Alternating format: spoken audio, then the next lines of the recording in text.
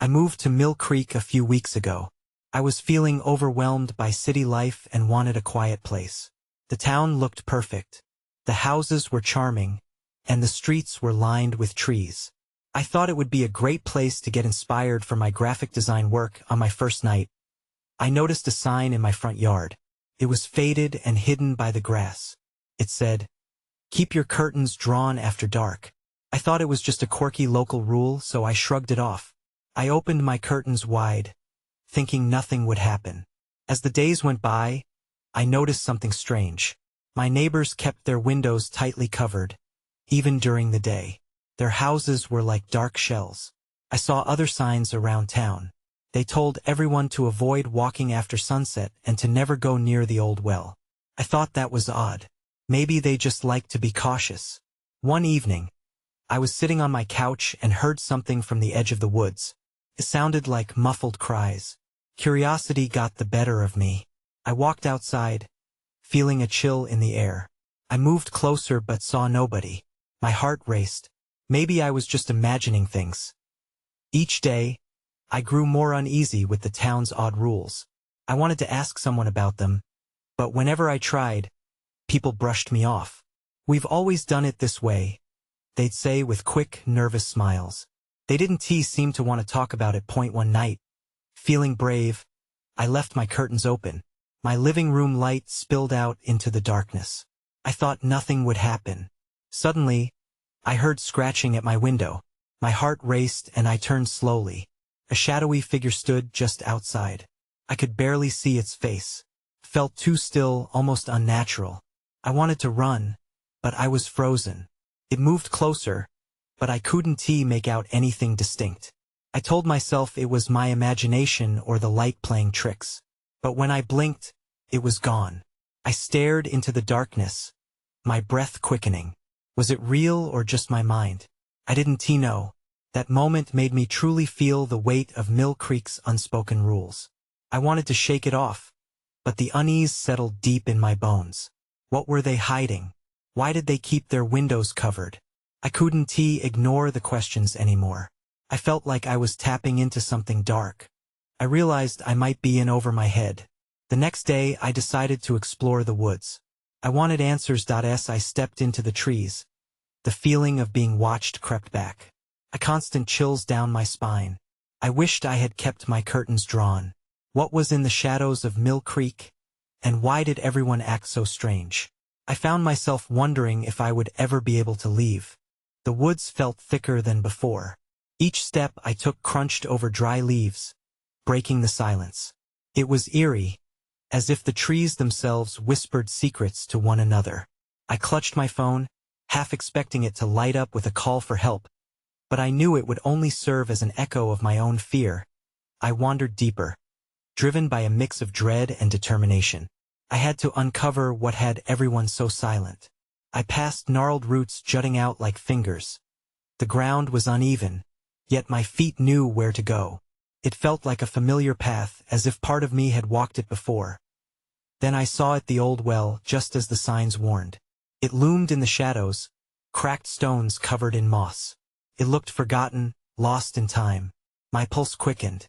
What lay at the bottom? Why was the town so afraid of it? I stepped closer, peering over the edge. A wave of nausea hit me. I held my breath, trying to catch a glimpse of what was down there. But the darkness swallowed everything. My thoughts raced. Was it deep? Did anyone even dare to look? Suddenly, I heard a rustling behind me. I turned quickly, heart pounding. It was just a deer, skittish and wide-eyed, darting away into the brush. I let out a shaky breath, wondering if I was the only one feeling so nervous in these woods. My mind turned back to my neighbors. Did they ever come out here? Were they ever curious? Or had they given in to fear like I was starting to? I picked up a stick and poked at the dirt near the well, feeling foolish yet compelled. The sun dipped lower, and shadows stretched longer. I had to go home soon, but I wanted to know. Just as I pulled my stick away, something glimmered at the edge of the well, a twisted piece of metal, maybe an old key or a lock. When I heard it again, soft cries echoed through the trees, clearer now. My heart raced anew. Were they coming from the well? I wanted to run home, to pull my curtains closed and forget all this, but curiosity anchored me in place. "Hello?" I called out, my voice shaky. The only answer was silence. And then, as if in response, the cries grew louder, wrenching my gut with dread. They sounded desperate, pleading. I was torn between turning away and stepping closer. Just as I leaned in, the ground beneath me gave way. I stumbled back, falling hard against the trunk of a tree. I looked back at the well, heart racing, and when I saw it, a figure rising slowly from the darkness below. Eyes glinting like glass, staring right at me. I scrambled to my feet. I knew I needed to leave, needed to run before whatever that was climbed out. But my body felt heavy, an unseen force pulling me closer. The cries continued, and all I could think was that there was someone down there, trapped and reaching out for help. That I bolted from the well and ran through the woods with no real direction. I didn't look back. My home was the only thing on my mind. But as I stumbled back toward my house, I felt the eyes watching me again.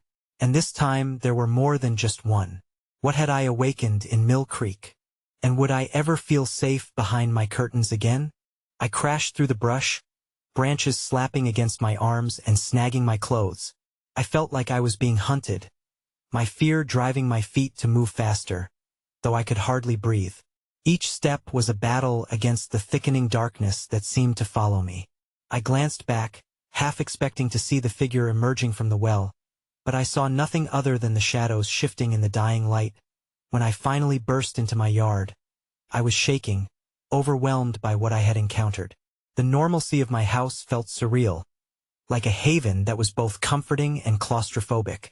I slammed the door shut behind me, locking it with trembling hands. I leaned against it for a moment, trying to calm down. But the relief was short-lived. I could feel the weight of all those eyes outside, the sensation gnawing at the edges of my mind. What had I stumbled upon? I peered through the window, the curtains drawn slightly apart. The street was empty, but the woods felt alive, as if waiting for something. A quick glance at my phone showed no messages, no alerts. Did anyone even know I was missing? I took a deep breath and grabbed a flashlight from the drawer. Living in Mill Creek, I had learned to keep my flashlight charged for power outages. But now it felt necessary against the unseen threats lurking in the trees. I turned the light on, its beam cutting through the dark, and stepped cautiously into my backyard. The air had changed, thicker and charged with tension. I walked toward the edge of the woods, the familiar path twisting into something unfamiliar now. My footfalls echoed around me, and the flashlight illuminated the undergrowth ahead, casting weird shadows. I steadied my breath and called out, "Is anyone there?" Silence swallowed my words.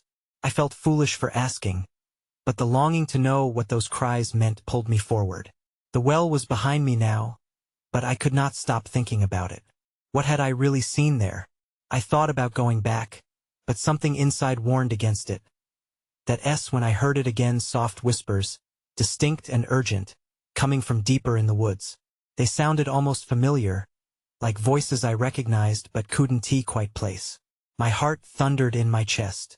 The cries were drawing me in. I lost track of time standing there, caught between fear and an overpowering need for answers. Finally, I turned back, deciding it was best to return home. Just as I did, a figure darted into my flashlight's beam, a child. I froze in place. The child stood just inside the tree line, wearing a tattered dress, eyes wide with fear, staring straight at me. "Help," he whispered, voice trembling. My heart sank. This couldn't be happening. I took a step back, unsure if I should approach. Had I imagined this? But then he spoke again, his voice urgent. "It's trapped. Please, you have to come help." Before I could respond, he turned and ran deeper into the woods, merging with the shadows. I hesitated, every instinct urging me to ignore it and retreat inside. But my curiosity and fear ran at war inside me. I felt like I had no choice. What had I gotten myself into? The child had disappeared from sight. I took a deep breath and stepped forward. A new urgency settled in my gut. "I won't be alone this time," I whispered to myself. But each step I took weighed heavier, as though I was straying further from safety and deeper into danger. As I stepped into the woods, a chill crept up my spine. The darkness felt thicker here, wrapping around me like a shroud. Panic threatened to rise, but I pushed it down, reminding myself that I wasn't alone. I had to find the boy and discover what he meant by trapped. The whispers continued, flowing around me like a current. I followed cautiously, the beam of my flashlight bouncing off the trees. Felt wrong. The trees loomed tall, their branches intertwining overhead, and the air held a weight that pressed against my chest. Each sound, a snap of twigs or rustle of leaves, sent my heart racing. I prayed it was just the wind stirring the branches, but a part of me knew better. "Where are you?" I called softly, trying to suppress the tremor in my voice. I wasn't sure what to expect in response. The child might not even be real. Maybe I had imagined him in a panic. Yet, the urgency in his eyes felt genuine. Suddenly, a glimmer caught my eye. I moved toward it, brushing aside brambles and crawling under low-hanging branches. As I got closer, I realized it was a small, half-buried object in the ground. I knelt down, brushing away the dirt and leaves, and felt my breath hitch. It was a rusted key, remarkably intact despite its apparent age. Was it a clue, perhaps, about the child and whatever he was leading me to find? I held the key tightly, glancing around to see if it connected with my own unease. Just beyond, the whispers transformed into a distinct voice. "Help!" It called again, sounding more frantic this time. My heart raced as I hurried along the shadowy path, clutching the key like a talisman. The woods grew denser, and I was losing my sense of direction. The flashlight flickered, prompting a wave of dread. I beat it against my palm, trying to bring back the beam, but it dimmed once more, the darkness encroaching. "Please," the voice begged, cutting through my fear. It wasn't just a whisper anymore. It felt like it bore a weight of desperation that pulsed around me. I stumbled forward, propelled by instinct. The child had to be close. "Where are you?" I shouted, my voice echoing over the trees. But then silence returned, suffocating and absolute. I stopped, my senses heightened. Something was wrong. I scanned the area, expecting to see movement. Suddenly, the ground beneath me shifted, and I felt myself falling. The flashlight slipped from my grip and clattered to the side, its light extinguished. I pulled myself up, adrenaline flooding my system. But before I could regain my bearings, I felt a pull, an invisible force drawing me deeper into the darkness. When I heard it, the sound of laughter, low and mocking, slicing through the silence. I froze, fear gripping my chest. Someone or something was there with me. "Come play," it said, a childlike voice ringing out from the shadows. My stomach twisted. I hadn't come for a game. I was here to help, and now, I might need saving myself. The laughter echoed again, and I realized I had crossed a line. I turned to flee, but a hand grabbed my shoulder, clenched tightly. I gasped, panic soaring as I met a pair of glowing eyes in the dark. I whipped around, adrenaline surging through me. The hand on my shoulder felt cold and unyielding. I didn't need to see the face behind those glowing eyes to know that I was in trouble. "What do you want?"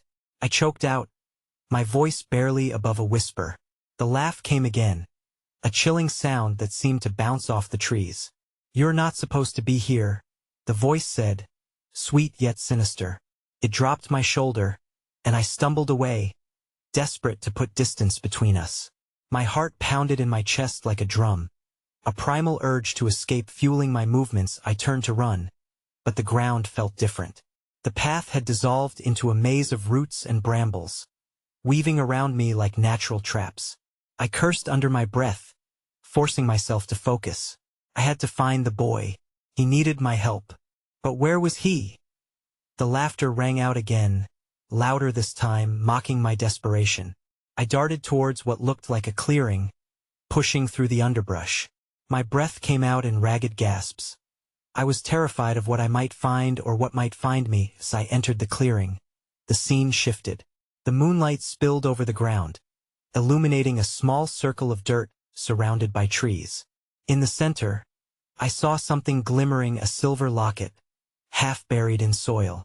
I approached cautiously, kneeling down. The cold metal felt wrong against my skin. I picked it up, and as I opened it, a picture fell out, fluttering to the ground. It was a photo of a young boy. My heart dropped. The resemblance was uncanny. This was the same boy I had seen earlier, pleading for help. I quickly looked around, searching for any sign of him, but the shadows danced around me instead. The laughter returned, louder than before. I stood suddenly, clutching the locket. "What do you want from me?" I yelled, my voice trembling but defiant. "Play with us," the voice replied, teasing. "We have a game for you." Fear coursed through me. I was trapped not just in the woods but in their game. I turned to leave, but the ground shifted again. The trees creaked ominously, their branches stretching like hands trying to snatch me back. I raced toward the edge of the clearing, but something tugged against my leg, a root like a serpent wrapping around me. "Join us," came the call, and my heartbeat quickened. I realized they weren't just trying to scare me, they wanted to ensnare me. With a surge of determination, I pulled my leg free and bolted toward the tree line. I didn't know where I was going, but I had to escape. The laughter followed me, bright and sinister, as I fled deeper into the darkness. But then, everything went dark, utterly pitch black, as if I crossed some invisible barrier, erasing sound and light. My stomach dropped. I was utterly alone. I stood in the dark, my breath hitching in my throat. Panic surged through me, tightening like a vice. I reached out for anything solid, but my hands found nothing but empty air. The laughter had faded, leaving behind an eerie silence, thick and suffocating. I had stepped through some kind of veil, but where was I now? Tentatively, I took a step forward, my foot sinking into something soft like moss. The ground felt alive, pulsing beneath my weight. I swallowed hard, straining my ears for any sign of what might be out here with me. "Hello?" I called, my voice breaking the heavy silence. No response came, just the echo of my own fear. "I'm looking for a boy," but the name felt weak and unworthy in this pitch-black void. As if in answer, a faint glow flickered ahead.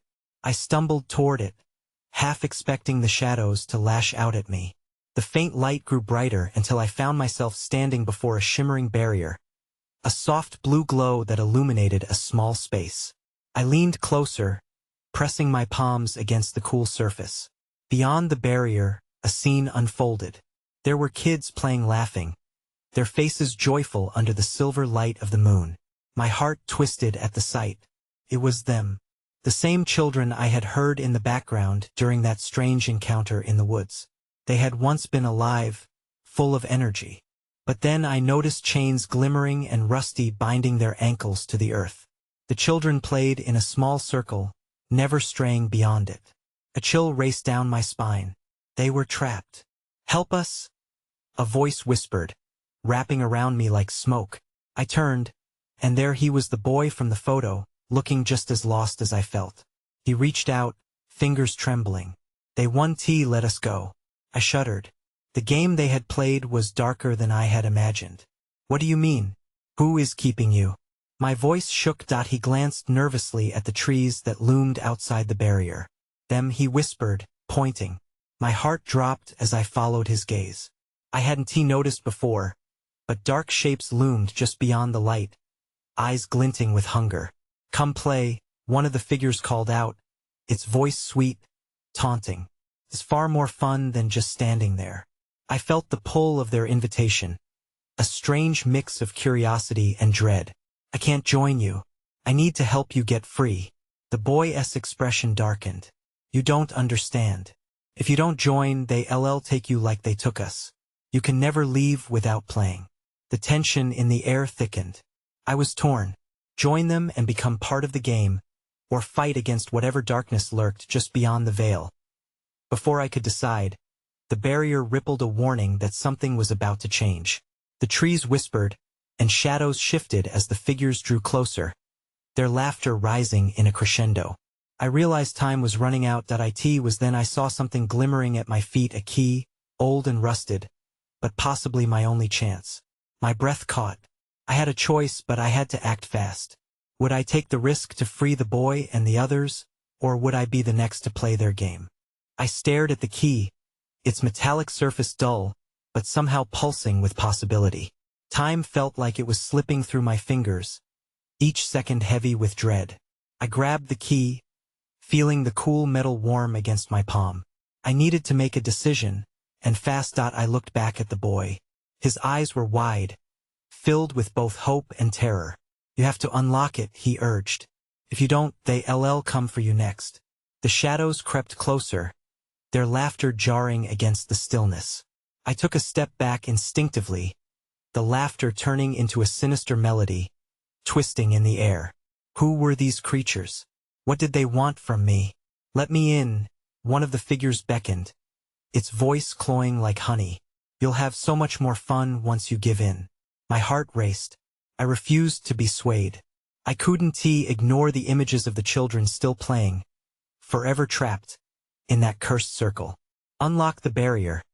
The boy whispered again, desperation lacing his voice. It's the only way. I approached the barrier that seemed to shimmer with both menace and potential. The rusty key felt heavier in my hand. I glanced back one last time. The darker shapes were nearly upon me, their eyes glinting like knives in the dark. I had to choose. Taking a deep breath, I fit the key into the lock that didn't seem to exist on the surface. With a twist, it clicked, a sound that echoed through the silence. The barrier trembled. I pulled back, ready for whatever came next. The glow brightened, flooding the area with light. The children's laughter turned frantic, a sound tinged with urgency. Hurry! The boy shouted. We're running out of time. The moment was surreal. For just an instant, the shadows hesitated. I could feel their dark energy recoiling from the light, but that reprieve was fleeting. The creatures snarled, their forms distorting, twisting in fury. They were losing their grip. Suddenly, the barrier cracked open like shattered glass. I could see the children more clearly now. Their faces, once joyful, were now strained with worry. They thought they could be free. They just needed momentum. Go! I shouted, rushing toward the gap. But the shadows surged forward, inches away. I grabbed the boy's hand, pulling him through the glimmering threshold. The other children followed, each one slipping past the crumbling barrier just in time as we stumbled into the moonlit space. I felt a surge of triumph, but it was short-lived. The shadowy figures howled, their frustration palpable. The ground trembled under our feet, and I realized freedom had a cost. They were coming. A nightmarish chorus of screams erupted from behind us. I turned to see tendrils of darkness pouring through the crack, reaching for us, their fingers grasping hungrily. With every fleeting moment, the playground faded, the children's faces shifting between terror and hope. One by one, they began to vanish, slipping through the shadows as they pulled at the chains that bound them. They were fighting, but would it be enough? Then it hit me. I glanced back at the key still clenched in my hand. I suddenly understood. This wasn't just a key to their prison. It was a key to a bigger game. I didn't just need to save them. I had to become part of this deadly scheme to turn the tide. As the darkness closed in, I faced the boy. I have to go back, I said, resolution hardening my voice. I have to end this. But before he could respond, the shadows lunged forward, ready to take back what they believed was theirs. I braced myself for the consequences, knowing full well that my choice was only the beginning of a much darker journey. The crackling sound of the barrier breaking hung in the air as I turned back. A dark wave rushed toward us, hungry and relentless, but I forced myself to move. The boy's hand slipped from mine as I dove back into the chaos. I plunged into the darkness. The weight of the key a familiar burden. The playground had shifted yet again, transforming into a warped reflection of itself. The swings creaked in an unnatural rhythm, echoing the sinister laughter that swirled around us. Those voices, they were tempting me to give in, to turn my back on the children and join them. But what if they were wrong? What if stepping back was the only way to defeat them? I couldn't shake the images of the trapped children. Help them! I yelled into the blackness, hoping the boy would understand. But there was no response. Just the sounds of my own breath and the high-pitched cackles of the figures looming nearby. Then I saw him, a flicker of light among the shadows. It was the boy, standing at the edge of the playground, glaring at the dark figures as if daring them to approach. "Over here," he shouted, his voice cutting through the haze. I sprinted toward him, heart hammering. But shadows lunged, their forms stretching out, clawing as they reached for me. I ducked and weaved, adrenaline coursing through me like fire. For a moment, I felt the icy grip of one of them scrape against my shoulder, promising despair if I ever let it in. "Don't look back," he urged. "Keep moving." The boy had a plan. I clung to that thought and surged ahead. Just before I reached him, I heard a chilling whisper, "You can't escape us." The voice clawed at my resolve, but I pushed it away. I needed to reach him. As I closed the gap, I realized the shadows were slowing down, their energy flickering like faulty lights. That was my chance. I shot forward and grasped his wrist, pulling him closer before I shouted, "What's next?" "We need to find the source. It's the only way to close the barrier for good." He was frantic, eyes darting to the shadows that loomed, ever present. "Where is it?" I asked, my voice strained but urgent. That he squinted into the dark. "In the center. But we have to hurry. They won't give up easily." Suddenly, a flash of movement made me freeze. One of the figures stepped forward, its form more solid than the others. I recognized the mask it wore, an old playground clown, twisted in a grin. Its eyes didn't shine like the others. They were empty, void of any compassion. Pointed directly at me, a clear challenge. "Come play," it hissed, its mouth stretching wider than a healthy smile should. I felt my pulse quicken. Behind that smile lingered secrets I couldn't yet unravel, and fear clenched around my throat. "We can't let it distract us," I whispered to the boy, but the moment I spoke, a dark tendril snatched his arm. "No," I cried, lunging for him. But the shadows wrapped around us both before I could reach him fully. Everything blurred as I was yanked back, my vision spiraling into chaos. The last thing I heard was his muffled scream echoing just before I felt darkness encompassing me entirely, a reminder that the shadows don't play by the same rules. In that instant, I realized I was deep in it now, and facing this nightmare would mean demanding answers. As I fought against the grip pulling me down, I understood the key wasn't just a tool. It was a choice I had to make between fear and the fight for freedom. And then, through the darkness, something caught my eye, a shimmering outline in the chaos, pulsing with familiar energy. "That's it," I whispered. "I'm not done yet." The darkness spun around me, but the shimmering outline stayed clear. It pulsed with energy that felt almost alive, calling to me, urging me to reach out. I fought against the pull of the shadows, the remnants of panic tightening like a vice around my chest. Ignoring the voices whispering doubts, I took a step forward. The outline glinted brighter, almost like a beacon offering hope. "Just a little closer," I murmured, strained but determined, before I could reach it. The shadows howled in anger, their dark tendrils stretching toward me like desperate hands. I felt an odd mix of fear and defiance surge within me. "Not today." I gritted my teeth and pushed ahead. With one last burst of strength, I lunged for the outline. My fingers brushed against its surface, and in an instant, it exploded with light. Blinding brilliance enveloped me, cutting through the darkness. Suddenly, I was free. I found myself in a clearing.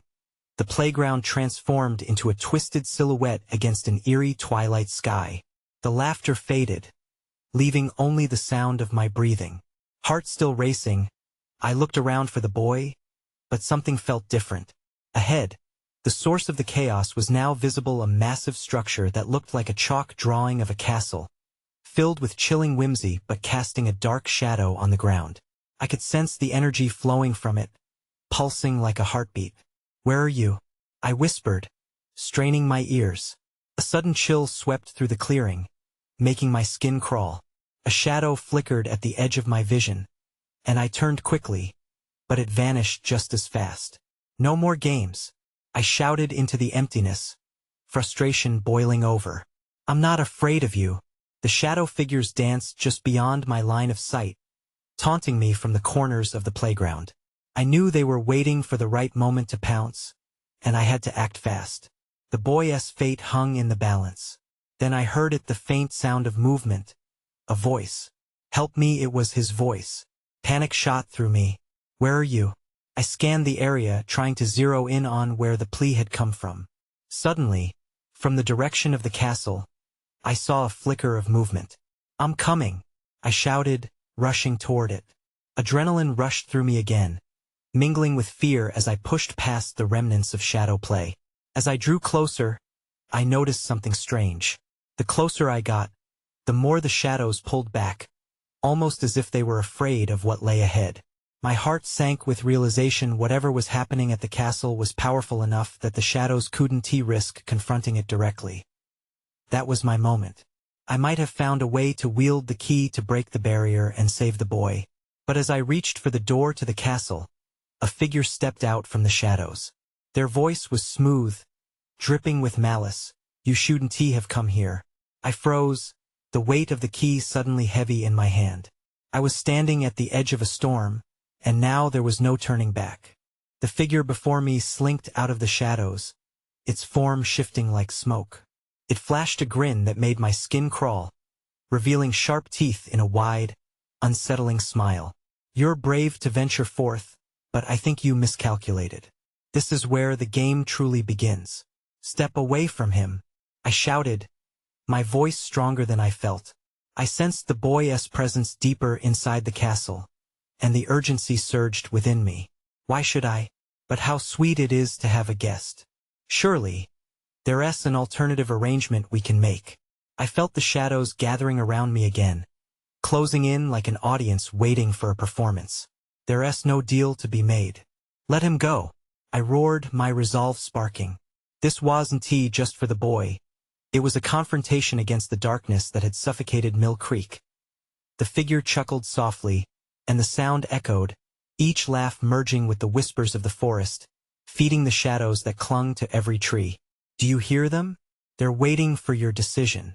Join us and we can rewrite your fate. Join you? I want to be part of your sick game. I tightened my grip on the key. This ends now. With no plan, channeling pure instinct, I launched myself toward the castle. The figure lunged, shadows reaching for me as I bolted straight into the castle. The darkness flared behind me, jagged edges buzzing with rage, but I pressed on, searching for the boy. The interior was overwhelming, walls pulsating with a life of their own, inscribed with haunting images of children lost to the night. The air was thick, making it harder to breathe, as if the very walls were alive, urging me to turn back. But I couldn't. Each heartbeat felt tethered to the urgency of reaching the boy. I dashed deeper into the building, pursued by the echoing laughter that mocked my courage. Finally, I burst into a large central room, illuminated by a chilling, flickering light. There, in the middle, the boy stood, tethered by glimmering chains that seemed to merge with the darkness around him. The moment our eyes met, hope ignited a spark of courage inside me. I'm here, please, he cried, as chains tugged at his limbs, pulling him back toward a shadowy pit at the room's center, an abyss pulsating with malice. You need to unlock me. The other shadows flooded the edges of the room but hesitated, recoiling from the light imbued in the key. You think it's that simple? The figure hissed from behind me. They all say please when it's too late. Ignoring the threat, I rushed toward the boy. I will set you free. With frantic energy, I held the rusted key high, feeling its weight pulsate against my palm. I approached the chains, searching for the lock amidst the chaos and fear swarming the air. Quick, the boy urged, his eyes wide with terror. Where? I shouted, glancing around in desperation. My heart raced as I spotted it, a lock hidden under shadowy tendrils at the base of the chains. I stepped forward, but the shadows surged back like a tide, snarling threats. You are too late. They belong to us. You can't break them. With a surge of determination, I thrust the key into the rusted lock, each twist echoing through the thick air. Maybe not alone, I bellowed, finally turning to face the shadows. But together we're stronger than you. The sound snapped through the room. With the final movement of my wrist, the lock clicked, echoing through the silence and releasing a blinding burst of light. I watched in awe as the chains snapped apart, filling the air with a loud metallic clang. No, no, the figure screamed, its voice recoiling in disbelief. The shadows twisted, hissing as they pulled back in pain. The boy falling into my arms, freed. But chaos reigned. I felt the walls shake as the darkness receded, the laughter morphing into screeches of fury. In that instant, those lingering shadows weren't just angry, they were desperate. I glanced over at the boy, who had tears streaming down his cheeks, merging fear and joy. "We're free," he gasped. Suddenly a tremor ran through the ground, cracking under the pressure of the shadows. I felt it too, the impending darkness congregating, twisting, forming a vortex of anger. "Now we run," I shouted, grabbing the boy. We charged toward the exit just as the shadows converged on our heels, promising despair if they caught us. Bursting into the sunlight of the clearing, I heard the shattering of the castle behind us. The shadows writhed, but the glow pushed them back. "Keep going," the boy shouted, pulling me further from their grasp. Every step felt surreal, as if all that had happened could melt away with the light. But I knew the truth, I wouldn't leave Mill Creek untouched. The laughter faded, swallowed by the light, but the weight of what we faced lingered. "We did it," the boy laughed, but in his mirth, I saw a flicker of whether freedom was truly within reach. I glanced back at the fading shadows, wondering if they truly understood loss, or if they would return to exact their vengeance. As we reached the edge of the woods, I realized one truth remained unyielding. But what do we do now? The uncertainty hung heavily in the air. Would we ever find closure? Would the cycle of darkness come back to haunt us? I looked at the boy beside me, the unspoken understanding that this might not be over. Mill Creek's mysteries could remain hidden, but the scars ran deep, and sometimes silence spoke louder than any answer. I could only hope that laughter would return to the woods, but in the corners of my mind, the weight of the supernatural lingered, reminding me that some questions never truly die.